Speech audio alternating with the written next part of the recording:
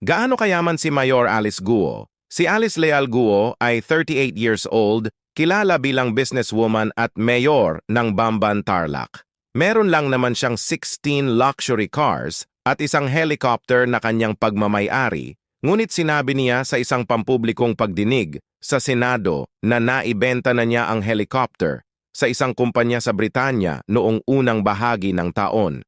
Hindi lang yan, may mga jewelry collection at luxury bags pa ito na umabot ng milyon-milyong halaga.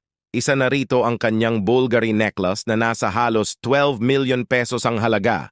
At ang kanyang Bulgari ring naman ay 600,000 pesos. Bulgari Serpenti bracelet ay 2.7 million pesos. Hermes na sandals na halagang 35,000 pesos at mamahaling damit na nagkakahalaga na 15,000 pesos. Ang kanyang damit naman na ito ay isang Louis Vuitton na nagkakahalaga lang naman ng 150,000 pesos. At ang Bulgari pink bag ay nasa 170,000 pesos.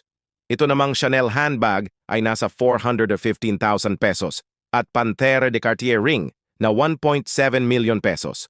Ang Louis Vuitton bag naman na ito ay umabot ng nasa 215,000 pesos at ang kanyang Hermes shoulder bag ay nasa 210,000 at sandals na pumapatak ng 55,000 pesos.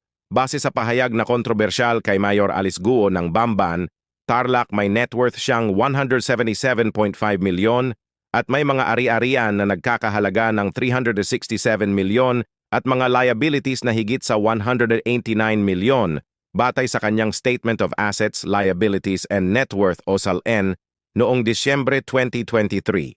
Ayon sa report, si Mayor Alice Guo ay may 9 na properties, kabilang ang 6 sa Marilao, Bulacan, 2 sa Bamban at 1 sa Capas, Tarlac. Ang mga ari-arian ay nakuha sa halagang higit sa 20 milyon. Ang malaking tanong, paano niya ito nakuha kung nagtatrabaho lang siya sa farm? Please comment down below kung alam nyo ang sagot.